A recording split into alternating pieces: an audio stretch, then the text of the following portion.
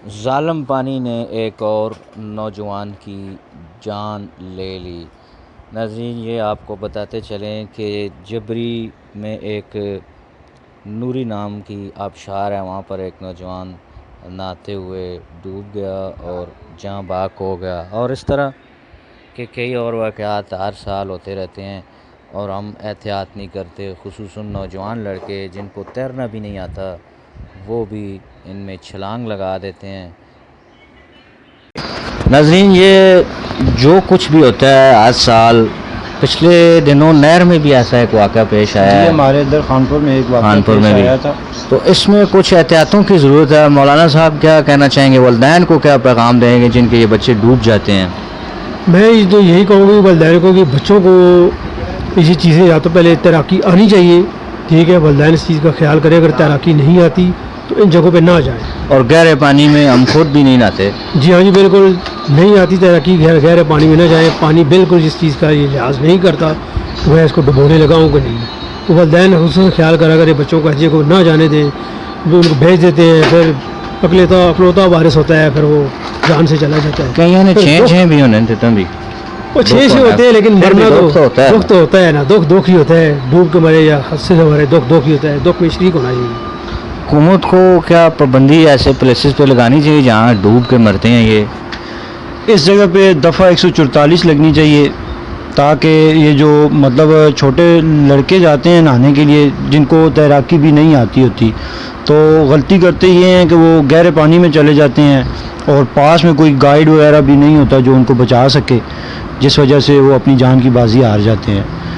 हुकूमत के भी ये इक़दामात ज़रूरी हैं उठाने, ताकि मासूम जानें बचाई जा सकें। ये आडे मासूम होने इतने दूर चले हुए, मासूम तो नहीं होए।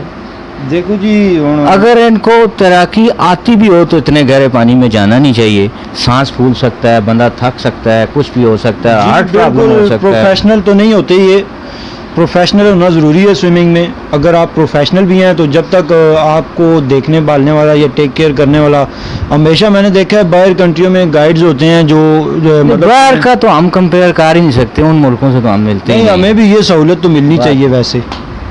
हाँ, तैराकी के साथ साथ बेशक आती हो या ना आती हो, लाइफ जैकेट, ट्यूब ये लाजमी होनी चाहिए, ताकि अगर कोई मसला बने भी तो बंदा लाइफ जैकेट पहनी हो और ताकि आसानी से बाहर आ सके। ये ट्यूब रोशनी वाली कीड़ी नहीं जी, टायर की जो ट्यूब होती है वो लाजमी होनी चाहिए, लाइफ जैकेट होनी चाहिए, ताकि बेशक एक तैराकबाज क्यों ना हो, लेकिन पानी के अंदर एक ट्यूब तैरती हो या लाइफ जैकेट बाहर पड़ी हो, दूसरा को फेंके उसे पहन के निकल आए, या कोई रस्सा होना चाहिए जो पानी में हो तो उसे निकल आए। ऐसी जगहों पे पाबंदी, इस चीज़ का ख्याल ज़रूर रखा जाए। जी, तो आप भी नहाने जाते रहते हैं माशाल्लाह, नहर में भी और ये गांगू में भी, और आप क्या एहतियाती तदबीरें अपनाते हैं? पेतले पानी में आप नहाते हैं? जी हाँ जी पेतले नहीं, मतलब कम पानी में नहाता हूँ, पेतला तो आप कह रहे हैं। मैं ज़्यादातर ट्यूब लेके जाता हूँ, जो लाइफ जैकेट लेकर जाता हूँ, जो भी हो जाए, अगर गहरे पानी में चला भी जाए बंदा तो बच तो सके ना। और अगर आप लेके ना जाएं तो वहीं किसी से छीन भी लेते हैं, ये भी मुझे पता है। अच्छा, क्या एहतियात आप क्या करते हैं नहाने जाते हैं? मेरी एहतियात यही होती है कि मैं गहरे पानी में नहीं जाता, कोशिश करता हूँ कि छोटे पानी में नहा के थोड़ा सा एंजॉय करके घर वापस। एडी गर्मी हो, चलो बंदा खूह ने पानी नाल नहा के ना या कुछ कर ये भी ज़रूरी है, बिल्कुल जी। आप किसी ट्यूबवेल पे चले जाएं, किसी कुएं पे चले जाएं, दोस्तों के साथ थोड़ा मतलब गपशप भी लगा लें, वहाँ पे नहा भी लें, ये सबसे बेहतर तरीका है। अच्छा, एक और बात भी मेरे जहन में आ गई है। कारोबार के हिसाब से अगर देखा जाए, चीनी लाओ ना थोड़ा जा पहले तो सारा शुगर है। कारोबार के हिसाब से अगर देखा जाए तो स्विमिंग पूल्स भी हमारे शहरों में होने चाहिए, क्या ख्याल है? जी, वहाँ से आमदनी भी लोगों को होगी, आमदनी भी उनको होगी और डूबने का इम्कानात भी नहीं होंगे। वो जरी सी बात है, वहाँ पास ही मौजूद होंगे। ये बिल भाई बिजनेस का जो आइडिया आपने दिया है, ये काफ़ी अच्छा आइडिया है। वहाँ में एक मैंने स्विमिंग पूल देखा है जहाँ पे हर साल तो हम जा ही नहीं सकते, लाखों का बिजनेस होता है उससे, एक स्विमिंग पूल से, क्योंकि दूर दूर से लोग लड़के वहाँ पे नहाने आते हैं। तो अगर टेक्सटा में भी ऐसी कुछ सहूलत हो तो लड़के बाहर नहीं जाएंगे।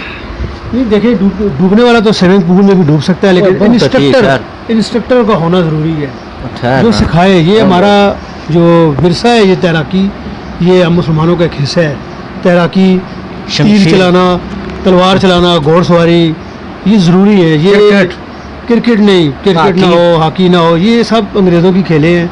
जो इस्लामी खेले ये हैं वो मोबाइल भी तो अंग्रेज़ों वाला है, ये माइक ये भी। चलो अब मिल गया, अब चढ़ गया, तब ये अब इस्तेमाल तो करना है। लेकिन तलवार चलाना, नेज़ाबाजी, तलवार और मिसाइल का मुकाबला तो नहीं है अभी फ़लस्तीन के भी देख लें आप। लेकिन आने वाला दौर तलवार का है जी, ये इससे लोग जान छुड़ाने लगे हैं। तलवार का का खर्चा नहीं होना। तलवार का कट लगा वो जुड़ता नहीं है फिर। अभी हम आपसे चाहते हैं इजाज़त। तो वीडियो आपको पसंद आए तो चैनल को ज़रूर सब्सक्राइब ना करें। भी पसंद आए तब भी आप सब्सक्राइब कर लें, इससे अच्छी